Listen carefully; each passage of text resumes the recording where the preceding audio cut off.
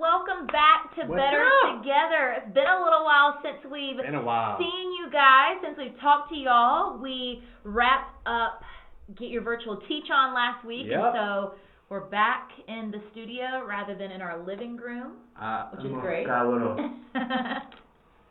little light going on in here. It's good. So let us know how you guys have been doing in the comments. We're so glad to be back with you guys. So glad to be able to chat with you, hang out with you for a little bit.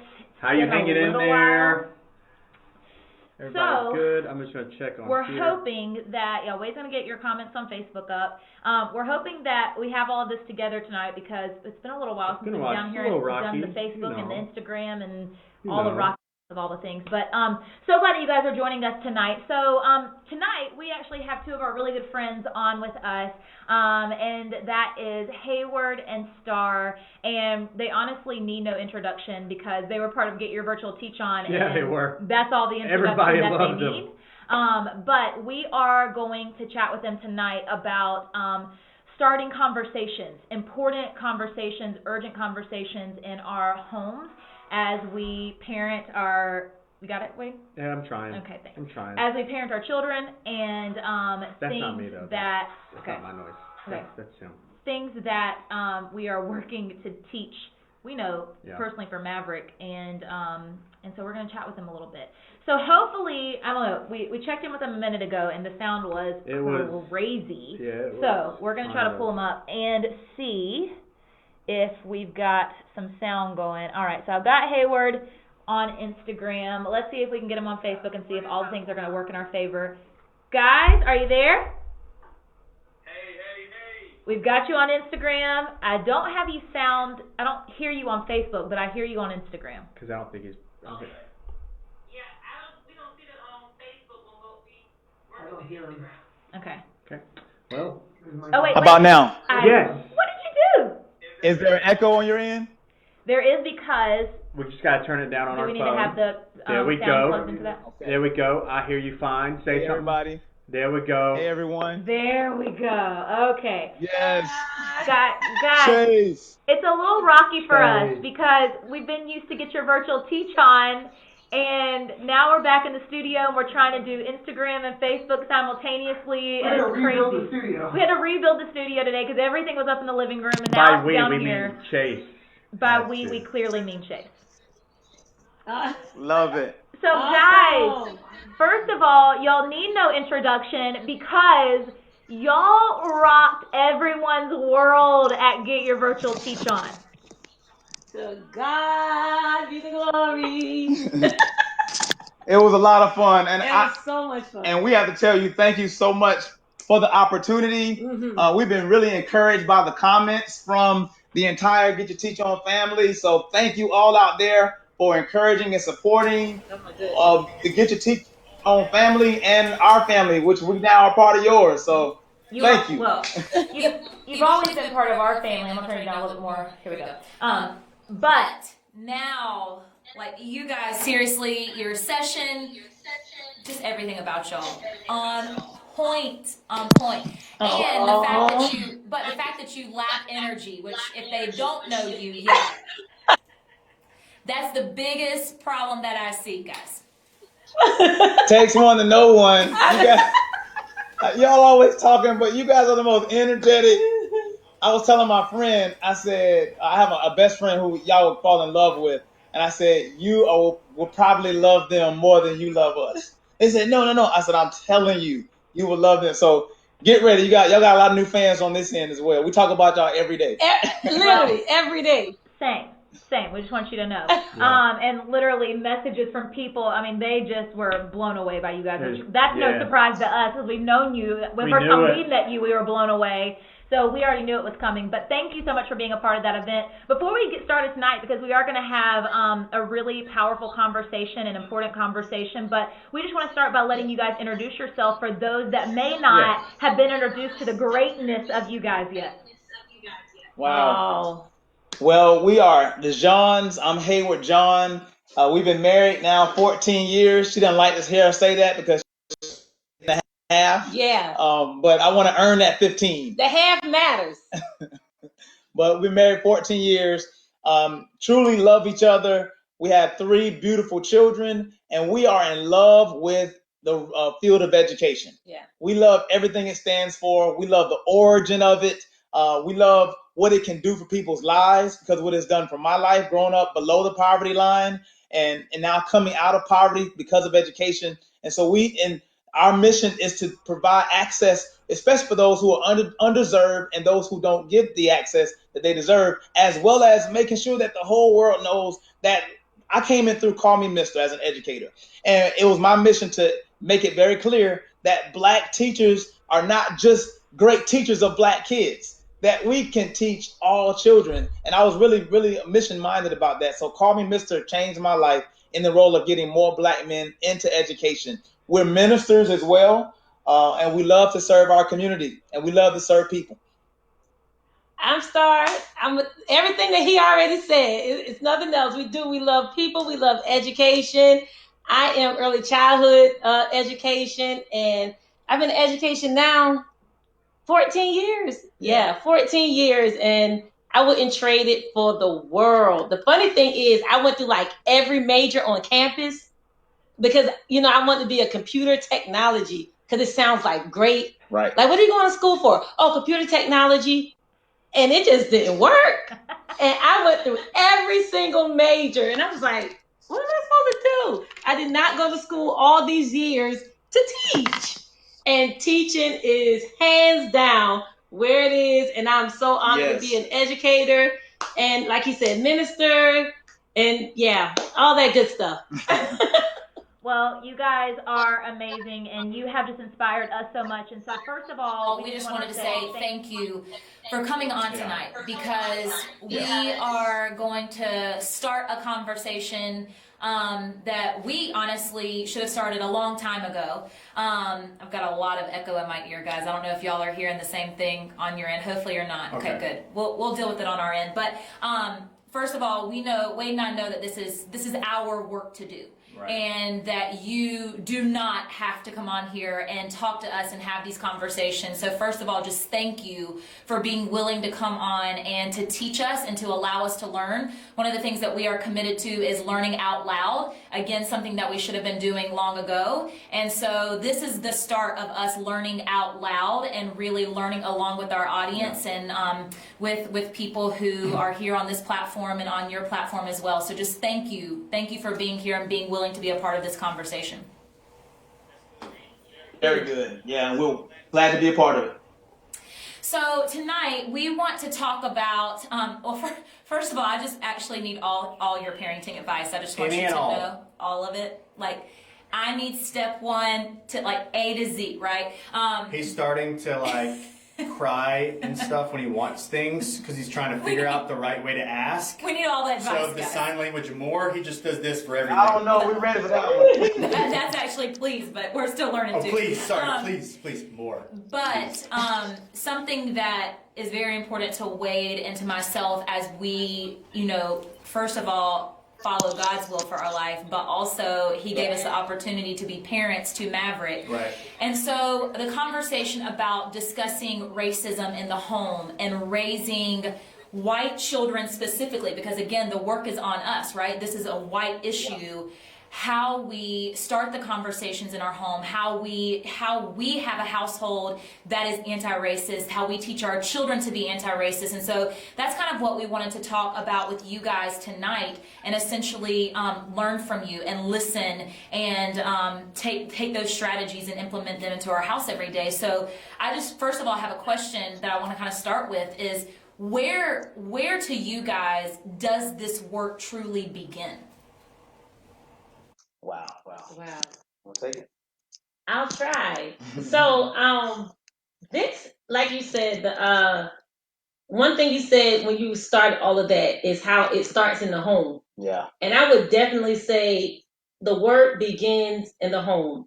We hear a lot of times that it takes a village, it's on the church, it's on this, it's the school, it's the community, but it really does start in the home.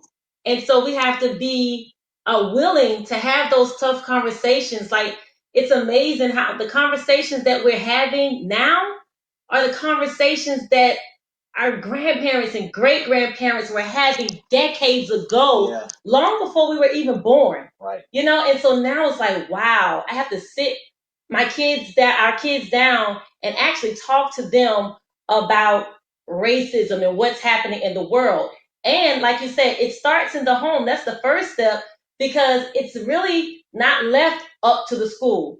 You may get some of it, pieces may be left out. It's all in perspective. You can't leave it up to the church. It might be a touchy situation. And so even what you guys are doing, putting it out there to the masses, you're talking about what you're going to do in your home, but you're talking about doing it to the masses. And that's really challenging, because you still have a group of people that you have to take a stand and say, this is what I'm going to do in my home, as for me in my house. And you have a huge following. So you risk, who doesn't like that wait and hope is going to do this? Who's still going to follow you? And so the guts of being able to sit your child down in a home and say, hey, this is what's happening in our society, but this is what you said in the beginning of the intro, in terms of as for me and my house, and what the Father above is telling us, like, Marek is your gift. He chose Wade and Hope to be parents to such a gift. He chose Hayward and Star to have gifts of Micah, Malachi, and Imani. He trusts us just that much to raise those gifts. So he gave us everything that we need. And the tough thing is, sometimes is society says do it this way. Society says, no, don't tell them this or tell them that. But you have to be, God, give me the wisdom, because it starts in the home. Yeah, it does. And sometimes I think because children sometimes show so much uncontrollable behavior, we think that they cannot be transformed or guided, or we think we have to use all these tips and tricks to get them, when really I think the power is within. Anybody that's watching, I've been always passionate about restoring power back to parents. And here's how I always say this: like, when I look at my children running around the house, I don't know if I still get ready. 11 years, and I'm still not used to this parent thing, because it's so weird that a human being came out of you. He says it all the time. He's like, they came out of you. And so when I look at these little bodies running around, I'm like, y'all weren't here 15 years ago. Y'all weren't here 11 years. What are you doing? Stop moving, because they're humans. Well, I'm saying that because I don't think we are in touch with the miracle of childbirth. I think we got so used to the day-to-day that we forget that raising children is a part of a miracle. Why? There are some people that don't have children, can't have children. Some people have gone through so much trauma when it comes to having children. I even heard it said that childbirth is probably the most painful experience for a woman, and is close to dying. It's serious. It's a miraculous thing, raising children. And so definitely it starts there. Yeah. But even before it starts there, it starts with two people. Yeah, that's good. Who get your virtual teacher on part 2. Here we go. If you're out there with a notepad, I want you to get your notepad. If you don't, it's fine. I want you to take the memory of it. We are talking to 3 types of people that's on your live right now. Yeah. And here are those types of people. You have some types of people who get it. Yeah. Maybe they've lived it for a long time. They've been studying it for a long time. They're like, it's about time y'all had a conversation. Yeah. Those people get it. Those people will be called people who are ready to solve. Yeah. So write the word. If you don't have it, you get it in your mind, solve. Mm-hmm. You got another type of people. They're like you. You're saying, okay, we're getting it. We're developing. That word is evolve. Yeah. Because you're growing into having a maturity about how to have the conversations, the fact that you should have the conversations. Maybe I'm not asking the right questions about the conversations, but now I know how to ask better questions. That's evolve. Yeah. But you got another group of people that a lot of people are upset with right now. These people are upset. They're angry. They're frustrated because they've not been taught how to cry. They've not been taught how to express the pain of racism done against them. These people they represent the word revolt. Revolt. These people are coming against it. They're upset and they're using their voices, or they're protesting, which is appropriate, because especially if they're doing it with dignity and peace. But nonetheless, there's a revolt. 3 words right there. What word was the first word? Solve. Second word? Evolve. Third word? Revolt. Okay, those are 3 words. In those 3 words is the very word that's going to handle this entire conversation right now. Yeah. It's the very word that on everything else it hinges. It's the very reason why and the very answer to exactly how to raise Maverick, how to raise your child, white children. And the word is scrambled inside of it. And if the world will unscramble this word, I promise you it will solve the ills of racism. You probably already know it by now. What's that word? Love. Love. Love is in all 3 words. Look at the word solve. Look at the word evolve. Look at the word revolt. Love. People are revolting because they have not been loved correctly. Yeah. They love, like Bakari Sella said it. He loves America, and the pain is that he's not felt like America has loved blacks.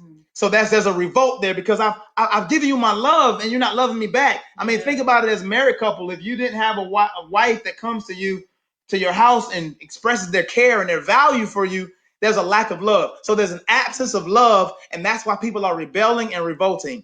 But then the evolve part, people realize, you know what, I've not been loving correctly. I have love, but I need to express this even better. Yeah. That's the evolve. But the solve part is, this is how we're going to fix it. I need everybody to know, if you want to know how to raise your children to be anti-racist, first, raise your child to be pro-love. Yeah.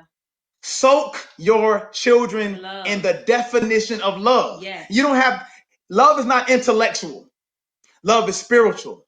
Love is serving. Love is powerful. Love is, I don't see evil. I don't do evil. Love is, I don't puff myself up. Love is, I see injustice. That's anti-racism. I see injustice and I do something about it. Why? Because I love you. Yes. I'm in love with the definition of love. If you are soaking your house in an environment of love, it cancels out racism. Yeah. It cancels out prejudices. Now, a lot of people think they're racist. Not always. Sometimes you're prejudiced and you're not racist. You're not racist. Racism is a spirit. It's a system that actually produces prejudices. Soak your child in love. Absolutely. Somebody put out, that's how somebody put 1 Corinthians 13. Absolutely. You're exactly right. Soak them in love, and then now start hanging. You talk about strategies. Now start hanging your strategies on that. Because I'm telling you, as blacks, it doesn't come across correctly if you try to learn me and not love me. If you try to learn my experience and not love me, like don't treat me like a textbook. Don't treat our experience, now that everybody's upset and they say that's not right, and then they want to sit in some of these spaces and learn. Don't do it without wanting love first. Love drives everything. Love drives everything. So it's relationship building. Yeah. So I would teach my child, like for example with Maverick, I would definitely soak him in love. Teach him what it means to love. You can't love your brother. You can't love God if you don't love your brother. Mm-hmm. Make sure that when he's having when he's serving people, he's not just serving people that looks like him, because then he's limited in his love. Love is limitless. And so he has to set up situations like that. The way he would love his first cousin, the way he would play with his first cousin, set up opportunities of how he could play with, like, my children, or somebody else's children. Have these experiences, but it has to hang on love. Good and powerful, and things that we pray that we will be able to do. And I tell you, the word that I pray every night, I can't even tell you how many times from so many different angles, is wisdom. I just pray and pray for wisdom from the Lord, because I need that wisdom to be able to make these decisions and parent correctly. But I want to talk about something that I think is going to go a little bit deeper into this, and that is this. I feel as though anyone who is sitting there right now, and again, I'm speaking from, this is me learning out loud, right? This is literally things that I have thought, are things that have gone through my head too. And it's this: anyone who's sitting there and they are able to think, I wonder how young is too young to talk to my child about racism to me, that's privilege. Because you, as parents, do not get the luxury to wonder how young is too young in your household, because these are, from my understanding, are conversations that you start having right away with your kids. So to me, as a parent, if I'm able to think about when should I educate Maverick on racism, that's privilege. And so we get this question a lot, and we think about it a lot. When is too young to start having these conversations? And so I just wanted your take on this, and kind of, if you're willing to share what that looks like in your household and what you think that should look like in my household, being a white parent to a white child. I'm gonna be transparent, and when you said learn it out loud, I'm gonna be very transparent. The unique thing about all of this is a couple of years back. So our oldest son is 11, and honestly, when he initially when he was born, that was the era of the first black president, 2008, Barack Obama. The world never seen. It was like, oh my gosh, my first son is born. During history. And he didn't know that's the first black president. He had no because clue. I grew up, this is norm. Yeah, he had no clue. It was a bigger deal for us as parents because we never seen an African American president. That's good. And so honestly, even at that time, my mindset was a little bit naive, if I can say, because I'm like, oh wow. We have an African American president. It was a big deal. And so I never even thought about at that time sitting my son down to talk about people might not like him because of the color of his skin. Be careful if you got pulled over by a cop. I literally kind of put that stuff that it was history. It happened to my grandmother, my great-grandmother, my mom. It happened to my family. And so when he was born, honestly, I wasn't thinking what's too young to talk about this. It was literally a part of this comes with education. It was history. For me, honestly, it wasn't until I want to say probably the Trayvon Martin case probably was the first one at that time during the era of raising our kids that it happened, and I couldn't comprehend. It was painful.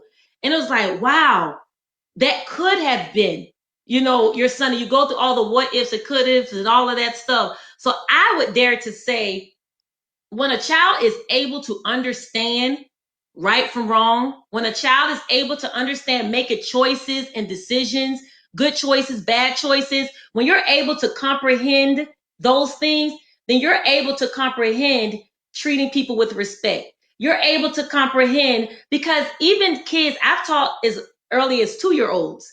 And even in a 2-year-old classroom, white, black, Hispanic, Indian, those kids, I don't want that. You touch this. Even at that age, that's a learning opportunity to say, no. We're going to share. We're going to play together. We're going to this. It might not go as deep to what they can intellectually understand and comprehend, but you're old enough to understand choices and right or wrong. At the minute you're able to say, no, I don't want. Anytime you're able to say, I don't want you by me, this is a learning opportunity now. That's so good. Now, that's why the blessing of having a mother and a father is so critical. Now, I grew up without my father. My dad has about 23 children. Okay, probably by the time this live is over. Okay, never mind. But 23 children. We grew up below the poverty line. So my mother was very overprotective, but in some of that, she missed some of those opportunities to talk to me about those type of issues of being stopped by police, things like that. But you know what? I don't even want to say she missed them. She didn't have them because my mom was so overprotective. So for me, with my son, we're very overprotective of him because of those situations. Because of the fact that he might come into contact with someone that will treat him differently just because of the color of his skin. Yeah. We're so overprotective. We're so covering him. We're making sure that we have to make that he doesn't have to come into contact. So it's almost like having him avoid those experiences. Yeah. And then what do? We teach them, but it's what's right anyway. But we as Black parents, we sometimes teach our children with a defensive mentality, and that's not good. Like, if we're teaching them, grammar and teaching them how to articulate themselves, sometimes, now for us, we've tried to teach empowerment in a way where it's confidence because of our relationship with the Lord. But I'll tell you, the experiences in our relationship we have with others, they teach them how to stand up straight, dress nice, tie, as a purpose of defense. As to say, this is what you have to look like. So if you're stopped, you have a better chance because your suit can become a shield for you. You articulate yourself well, you might have a better chance at coming home alive. Those are the experiences that we have found ourselves teaching people in, and that's why that boxing ring is in my hallway. That boxing ring is in my hallway because we are teaching them that people are perpetuating stereotypes, and if they stereotype you the wrong way, that could cost you your life. And so once you talk to children, like, I love how you said that. As soon as they're able to say, no, I don't want cereal, I want grits, then you understand preference. You understand privilege. Once you understand privilege, start letting them know everyone doesn't get this privilege. Yes. And then you start teaching them the value of privilege and how to use your privilege, watch this, to give somebody else privilege. How can you share your privilege with someone else? And that's the anti-racist mentality, because that's when it becomes a movement to where you're teaching Maverick. Because watch this, our current president, I'm trying to get the math right, but if I'm not mistaken, when he was at least a toddler between 5 and 8 years old, he was around the Montgomery bus boycott. He grew up in that era. I wonder what informed him. I wonder who informed him during those stages. What was his life? I wonder what was his life coming. I wonder what kind of information they were giving him. There's a such thing as, I'm not calling him this, but there's such thing as being tone deaf too. That sometimes you can be so privileged that you're not aware. Yeah. You said it. I like that. You're not aware. And so I don't know. I don't know his situation, but I do know that right now, your child is growing up in history. Yeah. What you poured, the same way you put milk in him to develop him to grow and to evolve, that's the same thing you're doing right now. And don't think because he is one, he can't understand it spiritually. And so I would say this, because we do it for our children. Pour out information upon him, whether he understands it intellectually or not. Why? Because the spirit of what you say is going to be in him, because he came out of hope and way. Yeah. He came out of parents. And so even if you're talking and they don't know it, we say all the time, read to your child in the womb. Read to you. Let them hear the rhythm of fluency. Yeah. Well, we want you to make sure that the children understand the fluency of anti-racism. Yes, give them the fluency of love. Give them the fluency of compassion. Give them the fluency of serving others that don't just look like you. Give them that rhythm, and they'll grow up in it and not even be aware that I grew up in. The Bible says when God shed his love in our hearts, it was shed abroad in our hearts, which means that love is bigger than us, and it has the opportunity to do more than our minds can fathom. That's good. So I would say, those who are listening and watching, don't wait for them always to know good and evil. Yeah. Give them good anyway. Yeah. Give them good before they even know how to spell good. Yeah. Give it to them. Talk to them. They might not even know what Brown versus Board of Education is. Say it to them. Yeah. Read it to them. Let them hear these words, and they start growing up in a condition and an environment that produces love for all people, but particularly people who are oppressed. Yeah.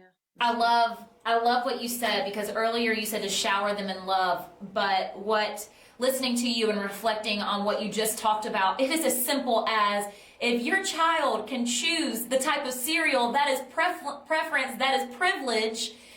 But you didn't just stop there, because I think that is so important that my question for myself is, am I worried that my child won't understand it, or am I worried that I don't understand it? That's good. That's what it is. That's good. I think that's a thing that we have to reflect on as the parent. But to what you said about, but it doesn't just stop there. It's not enough to just simply say, oh, that's privilege, and understand your privilege. It's then, how are we going to teach our children, my white child, how to use his privilege to help others? And that's love. That's what it means to love everybody. And so it's not just about educating him on, oh, this is what privilege is. It's what are you going to do with that?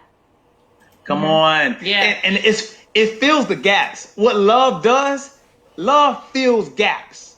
So what you don't know, love can fill it until you do know it. The problem is sometimes people learn so much and it cancels out love. Yeah. They learn, they are smarter than love. Yeah. Because they know so much now. So they're like, well, and so I would say even with that, make people, you said it and you said it best, awareness. And we talked about that. Oh, yeah, I want you to say that part right there. Well, I was telling Hayward, and during these times and everything that we're going through, I said the biggest thing is we have to teach our kids to be aware and not suspicious. Because when we're teaching them to be aware of their surroundings, aware of who they are, aware of the target, aware of what's going on, then they know and they understand. But when we teach them to be suspicious because of the target that's on them, just because of the color of their skin or their friends or other people, then we're teaching them to be paranoid. And we're teaching them that everybody's bad. Are you bad? Are you a bad one? Are you a bad cop? Are you a bad white person? Are you a bad?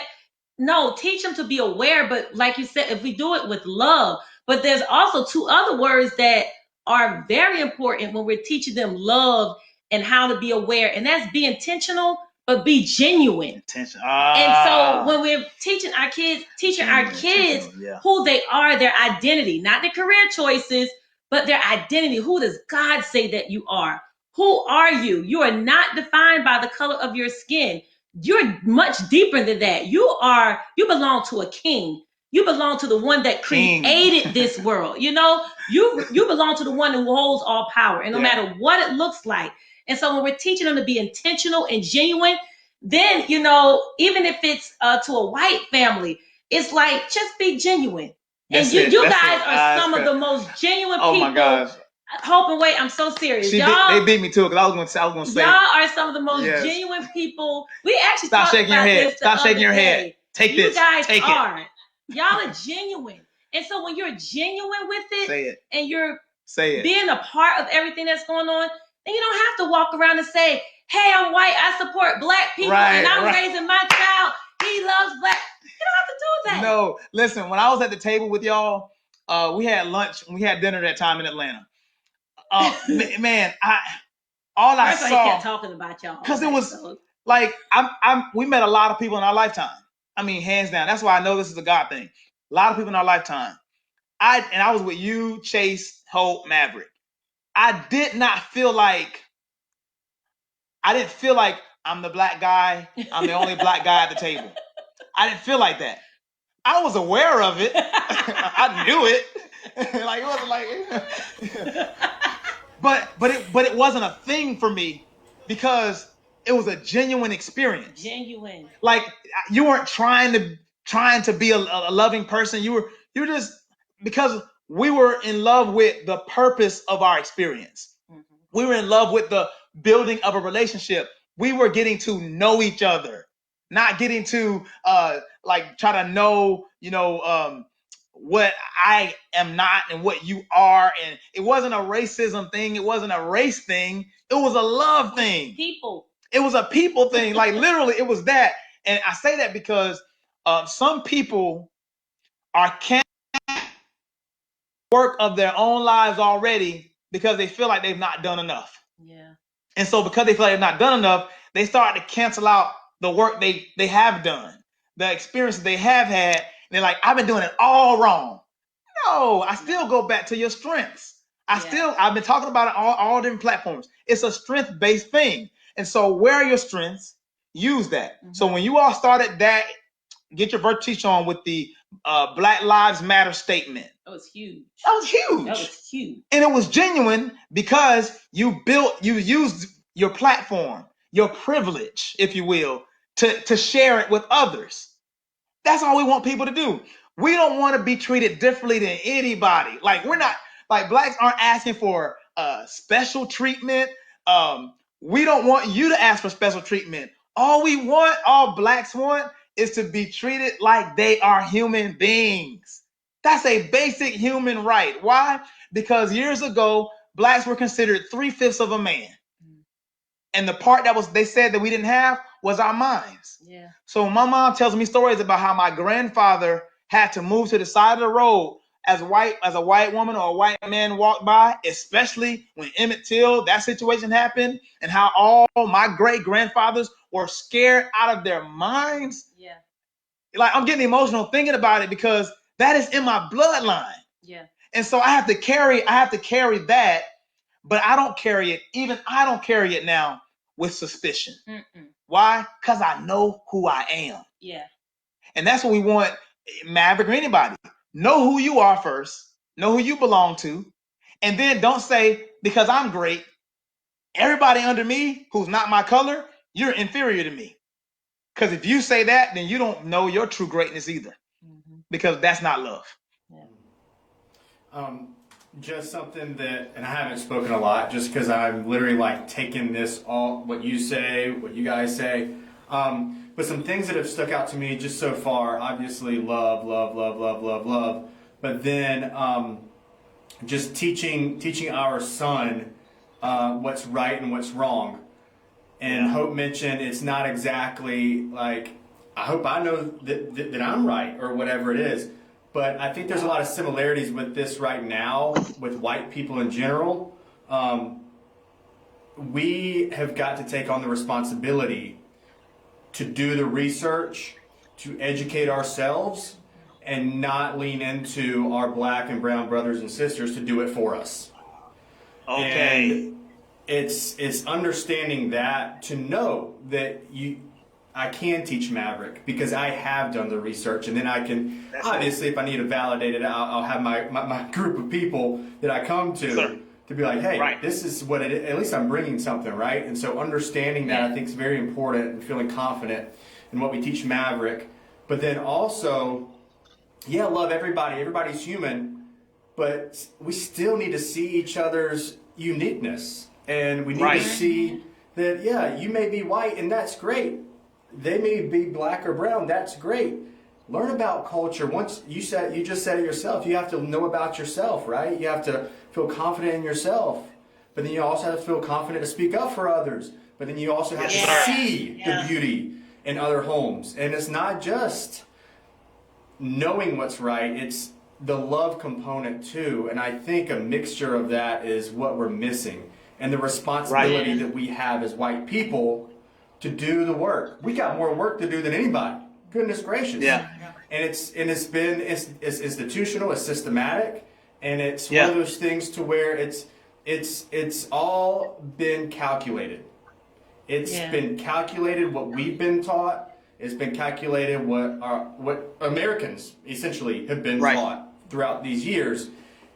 And I think people are starting to understand that a little bit. Hopefully, obviously, this is a trend thing, but it's our responsibility as white people to keep this going. We got to keep the momentum going, and we have to have those conversations to where we are feeling vulnerable with one another. It's okay to be wrong, right? Right. Yes, Right. Yeah. Well, see, and another thing too, and I want everyone to hear this. The only reason why you should feel guilty is if you choose to do nothing. Mm-hmm. If you are in the place where you want to learn and you're seeking to learn and it's active, take the guilt off. Because I'm telling you now, that is going to taint and tarnish your movement, your momentum. It's going to tarnish it all. I need us to understand the theme of your whole mission of these lives is called Better Together. Yeah. That's what it is. So why are we different? I look at my wife and I, we do marriage ministry all the time. We talk about these differences and how marriages get upset, and they don't appreciate each other's differences. Yeah. And I tell them that if we're both the same, then one of us is unnecessary. Yeah. If we're both like the same, then like I don't need you. But not only that, the reason why we're different is because we are built to help each other. That's right. They always say that the Bible says the wife is the helpmeet, correct? Y'all heard that before.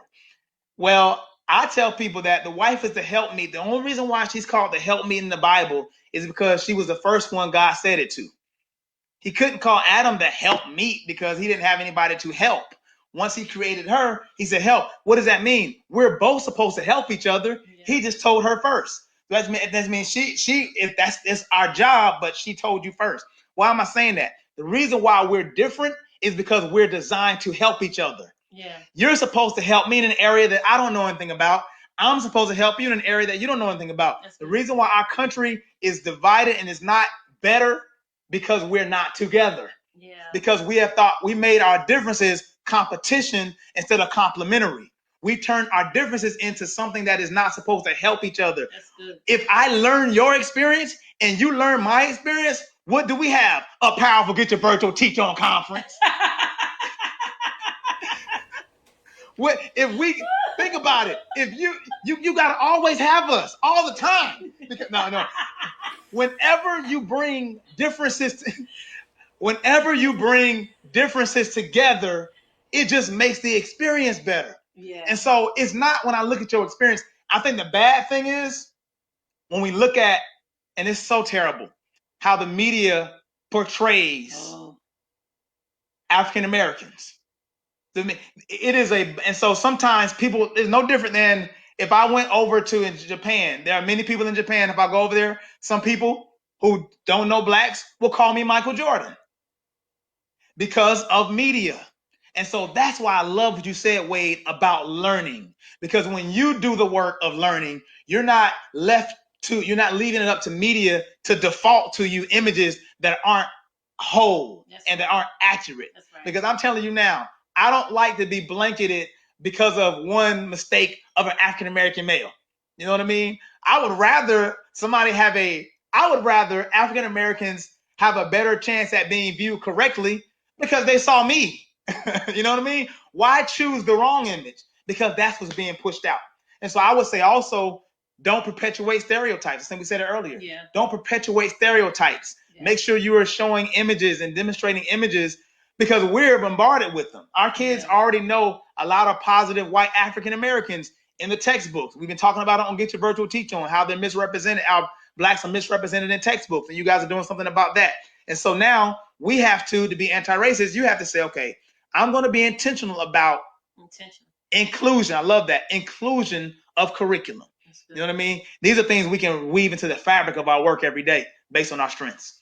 I think, though, that we draw attention to the fact that curriculum is not just for the classroom.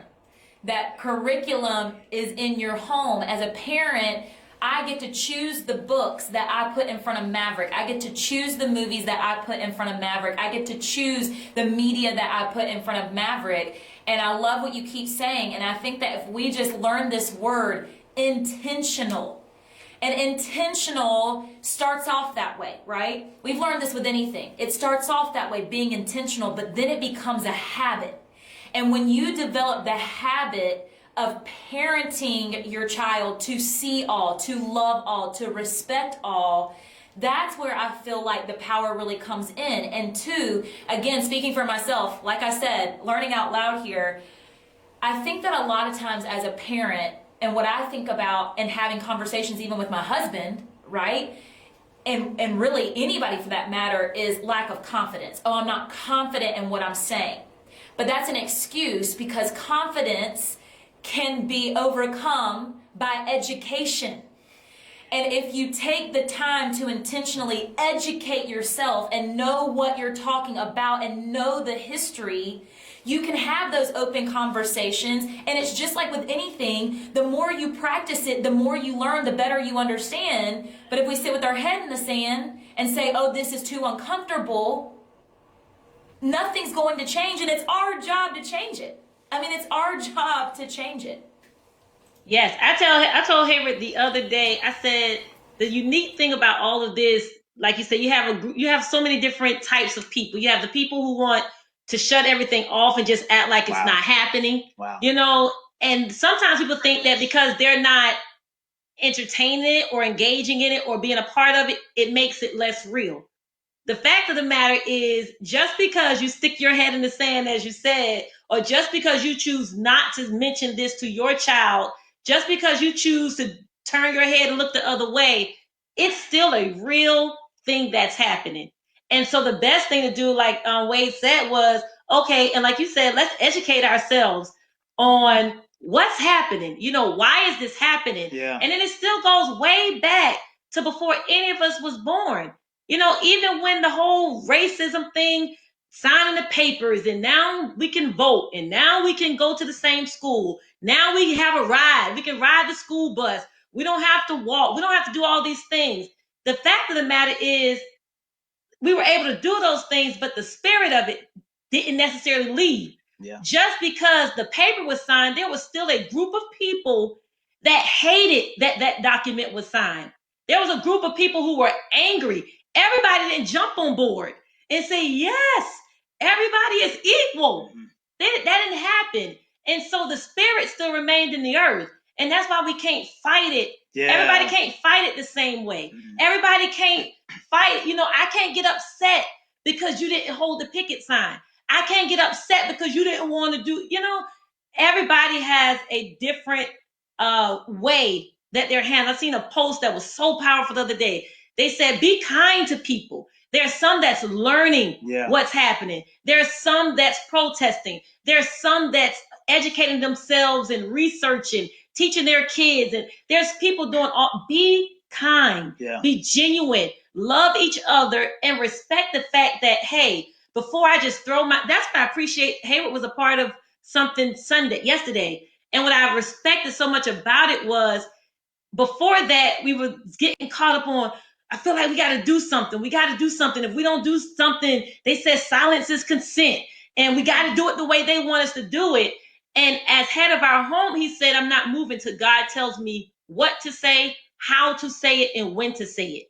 And so while I was feeling pressure, like, we got to say something, like they're going to think that we're speaking life and we're not standing up for Black people, I'm not moving until God tells me what to say and how to say it. And when you have that confidence, like you said, when you have that confidence, then it becomes not faith over fear, but faith over the doubt. Like, I'm not worried about what people are saying. I'm not worried about who's going to think what. I know what God is saying, doing. And when the opportunity and the time comes for him to say speak, then the wisdom, when you say you pray every night for wisdom, it takes wisdom to go through this season, because it's not easy. And when my kids are like, Mom, is everything all right? What happened? What happened? To see that anxiety build up in little kids. And I'm like, wow, we're having a conversation with them that I read about in the textbook. So asking God for the wisdom, having confidence, not to be afraid to have the conversations, not acting like it's not happening, and that sort of thing. And it's just like, Lord, give us the wisdom to speak when you want us to speak. Yeah. Because then when we say what he wants us to say, we can be assured that people won't be hurt by the words. Because you can get so hot-headed, especially that volcano effect. It's been brewing and brewing, and you can burn a lot of people and hurt a lot of things when you go off of your emotions. And he says all the time, my heart was breaking for everything that was going on. And he said, one thing the Lord wants you to do is not or just allow your emotions to lead you through this. Because if you only come to him with your emotions leading you, then your prayer is going to be emotional. Yeah, it won't last. It won't last. Emotions change. Mm-hmm. But get yourself together. Calm down and go to God and ask him, what are you saying and what do you want me to do about this? Yeah, you use the emotions, don't let the emotions use you. Yeah. And then you talked about learning. Don't learn it for Instagram's sake. Yeah. Don't learn it for social media. Don't learn it for posting purposes. Wade, you are a fitness expert, okay? I watch you, all right? And but one thing I notice about you are every time you talk about fitness on your Instagram stories, you are always talking about it being a process. Every time you talk about a process. And so we would encourage you, for those who are learning, those who are intentional about it, understand it's a process. You're not cramming for a test. Yeah. It's not a test. The test is a test of life, and that is a life process. Yes. And so we don't want you to try to get 10 things right. We want you to master that one. That's the word. And that one is love. You master love, and then hang all your strategies on top of that. If you want to learn it, that's great. Make sure you do it in love. If you want to make sure that you are giving people out, using your privilege, and you're speaking up for Black Lives Matter and things, just make sure you do it out of love. But do not cram. It's a process. Grow into it. Make it. I love the genuine part. Do that, and it's going to be fine. Confidence. I love how you said that, Hope. I love Confidence. One thing that really hit me hard there, especially when you're focusing on love, I think what we're also lacking, and human beings in general, is empathy and learning, actively learning, obviously, with love. Yeah. But I think that empathetic part is how you apply it. And so, sorry, I just had a little epiphany there, and I was just trying to reflect on what moments, at least through my white life, have I really felt that love for a black brother, brown sister, whatever it is, what's really impacted. And it's been that love with empathy, and it's been those moments that it's been a realization of, crap, okay, now I need to go and da-da-da-da, whatever it is. So yes. You just summed it up. Empathy is like one of my favorite words of all times. You just summed it up right there. I'm like, empathy people, empathy. Because people and because people are moved by sympathy, and they're not going to move far. Yeah. But when you're moved, I love what God says. He was moved with compassion. Say it again.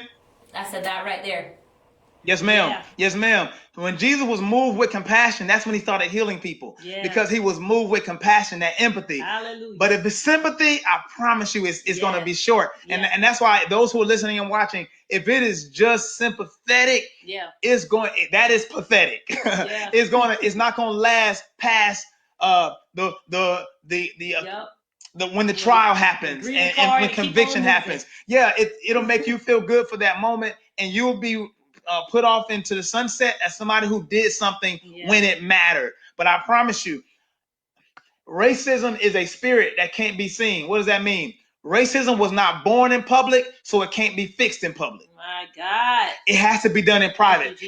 What does God say about private? He said, whatever you do in the secret, I'll reward you openly. Yes. So if you're on fire about loving and impacting and doing it in private, that means it's genuine. That means there's integrity there. Yes. And then it can't help but overflow in the public. Yes. It can't help but be the opening statement of your Get Your Virtual Teach On conference. We had somebody on the live now that was very, very inappropriate. You might have, out of 5,000 people, you don't think about 100 of them didn't want to hear you say that? Yeah. But at the expense of this sacrificial love that you have, because I have empathy and not sympathy, I'll risk dollars. I'll risk relationships because they were never true relationships if they don't fight for injustices. You heard Dr. King, he said it.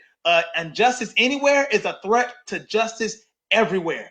And the only way to drive that hatred out is with love. The only way to drive that darkness out is with light. Yeah. Who are the light? The educators. We bring the light. Yes. We are passionate about the light bulb. Yes. Well, y'all, that light bulb is going off. Make sure that light bulb goes out in your home, y'all. And I think we'll see a movement like never before. Because like I said to somebody else on my call, we did a race call, a conversation about race on my Zoom conference with my faculty and staff.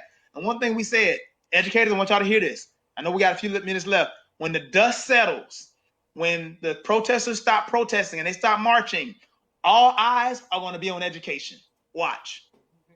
Everybody's going to look at how are we teaching children? Are we teaching institutionalized racism? I'll tell you right now, at my school, Wade and Hope, y'all been there. At my school, if you go in the Orangeburg County School District, you would almost think it's a black school district. Yeah. A black city. But it's not. It's not. I had somebody tell me, I had a white person tell me that I don't want to send my child to, a school that's in poverty areas because I don't want them to hear gang conversations. I don't want them to hear, criminal talk and things like that. And so there's some institutionalized mentalities that are out there that can be driven out, and educators can lead the charge. Let's do it, y'all. Yeah.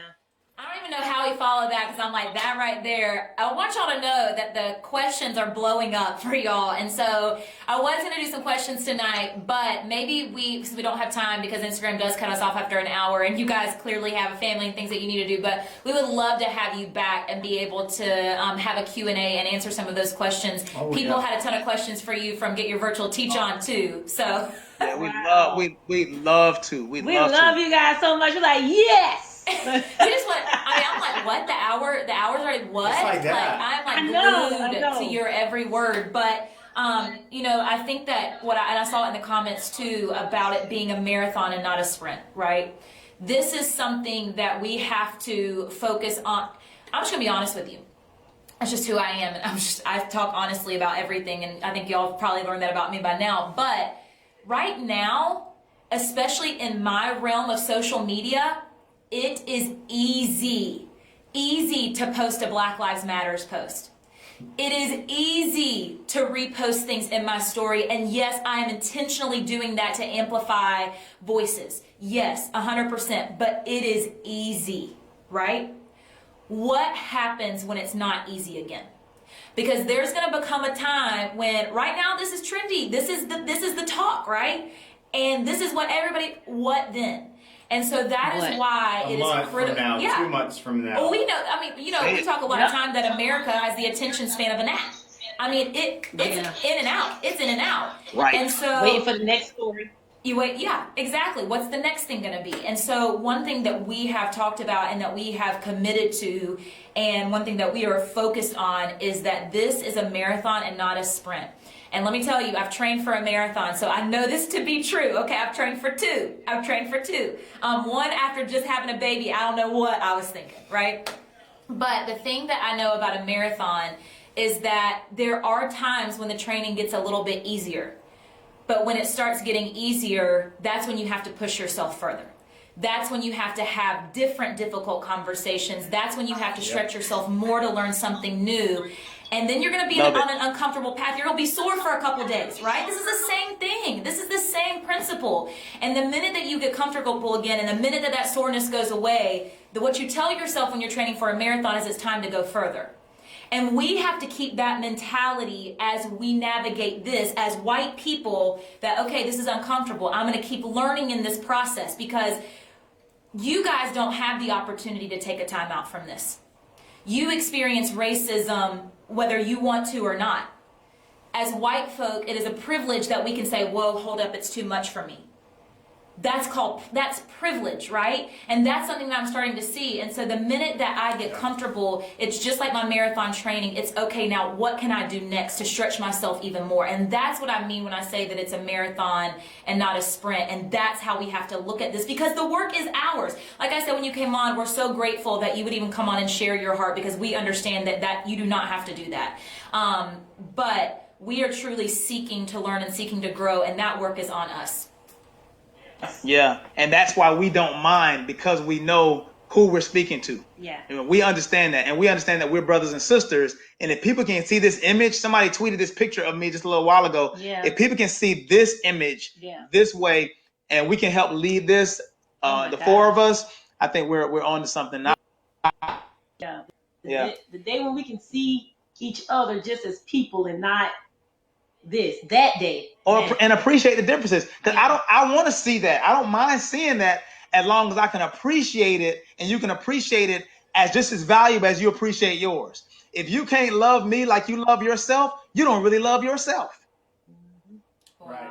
So we want you to as individual as we are. Like she's an individual, you're an individual, Star, you're an individual, but still recognizing that and appreciating the differences, I think, is golden to everything. Yeah. It's crucial.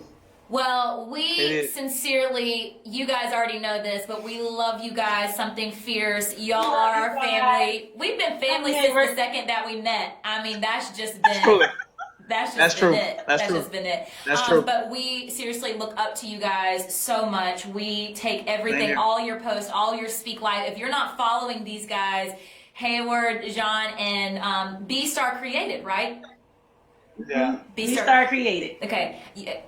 I don't know what you're doing. I'm telling you, you need to follow these guys. We learn from them every day. We're so grateful for your friendship. We're so grateful for your leadership. That's right. We look at you as mentors of ours, so thank you for being that to us. It's mutual. I heard you say that you're going to come back on for a Q&A because the people have a lot of questions for you guys. The people want you. So we will schedule that with y'all, and we will do a whole Q&A session because I know we talked about a lot today. But thank you for sharing your heart. Yes. You guys are amazing. We appreciate it so much. Thank you. Love you guys. Love y'all. Bye, guys. So all right. That was that is a start of having these conversations of learning and growing together. Wade and I, we've made statements on Get Your Teach On. If you haven't seen those, you can go and check those out. But when Wade and I commit to something, we commit to something, and we are committed to learning alongside of all of you and to having these important conversations. I think I heard Naomi, she changed the word difficult to important, and that's how we see them. And so we appreciate you guys being in the comments, whether you were just listening, because that's what I do often right now, I'm going to be honest with you, or whether you're participating. These conversations are critical and important as educators, as parents, as friends. So thank you for joining us tonight. And on Wednesday, it's about to cut us off, but on Wednesday we have our good friends Naomi and Lanisha. We are going to continue this conversation about how you talk. We're going to go a little bit deeper into what Star and Hayward were talking about strategies for how you continue to have the conversation in your home. Yeah, they have a great resource they just came out with. 3 different versions. I'm sure you've seen it. I'm sure you've seen it. We're going to talk more about that, because there are a lot of people I see tuning in on Facebook from home, which is awesome. Just some of our friends that we grew up with, so it's a resource for any and everybody. You can look them up, Lanisha Tab. Also, this will be housed on my Insta Story IGTV, so if you want to go back and rewatch that, it will be there for you guys. But thank you guys for joining us. We will see you Wednesday at 8 o'clock p.m. Eastern Standard Time. Until then, have a great Tuesday, everybody. Bye. Peace. Bye.